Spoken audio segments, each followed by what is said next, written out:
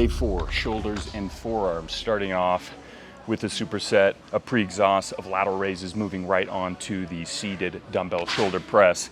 This one's a killer, hitting the lateral head, going right on to a big compound to hit all 3 of the heads for the 3D delts, baby.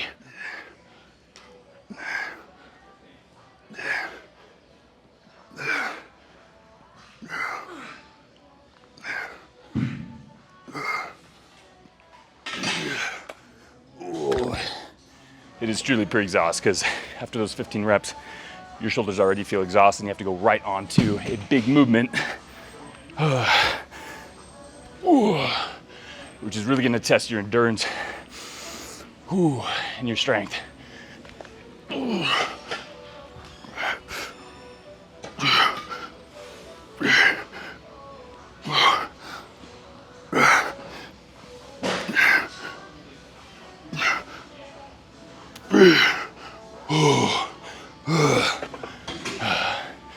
Taking a little rest pause. I got one more rep. But I'm hitting that fatigue like crazy. Here we go.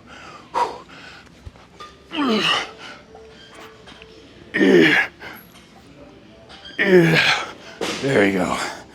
One for good measure. Yeah.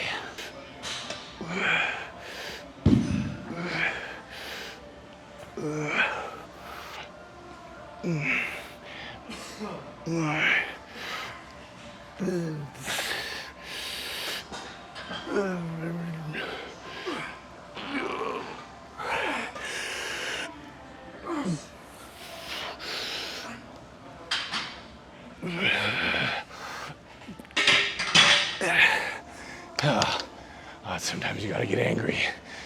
You gotta get angry at yourself looking in the mirror because you're looking at yourself going, God damn it, I know you got a couple more in you. Oh,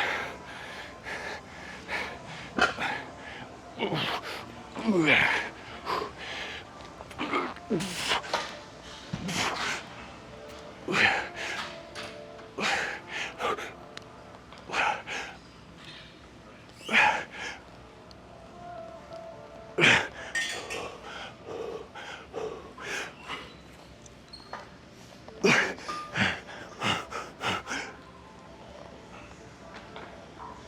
come on.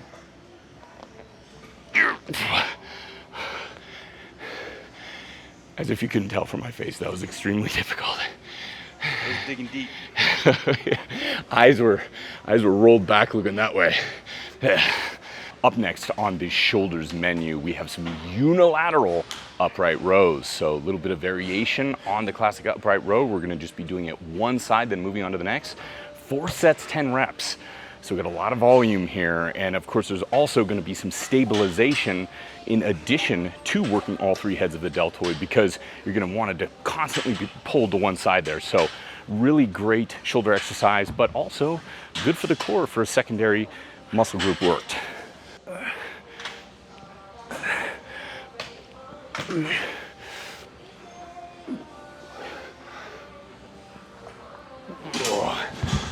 Oh yeah, those striations are coming in nicely in the anterior deltoid there. And that's the thing with stage 3. Everything should really begin to come together. Transformation stage, baby. They don't call it the transformation stage for nothing. So,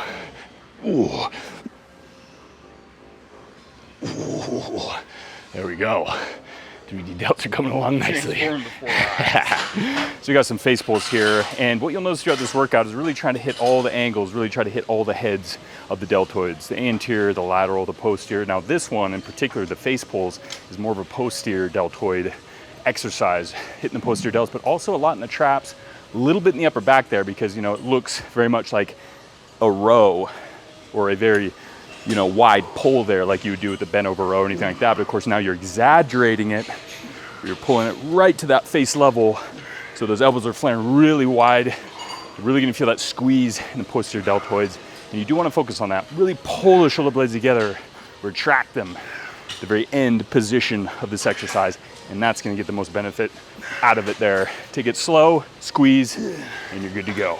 You notice too with this one, we really like to, almost like you're reaching forward at that starting position, really get that good stretch before then pulling it back to that complete full contraction there, or retraction as well.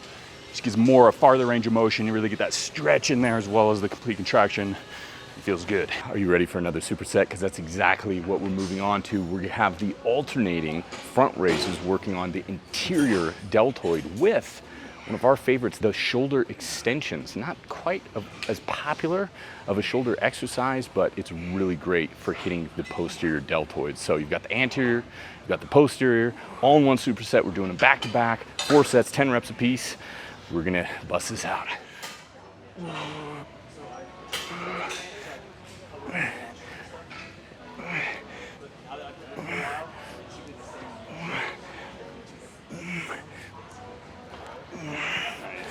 Ooh.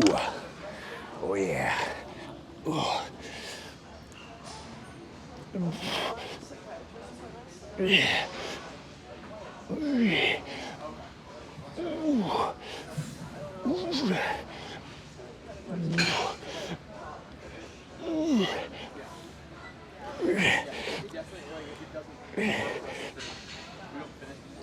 man. Oh, there's nothing like those supersets. You can tell by the sheen on my face.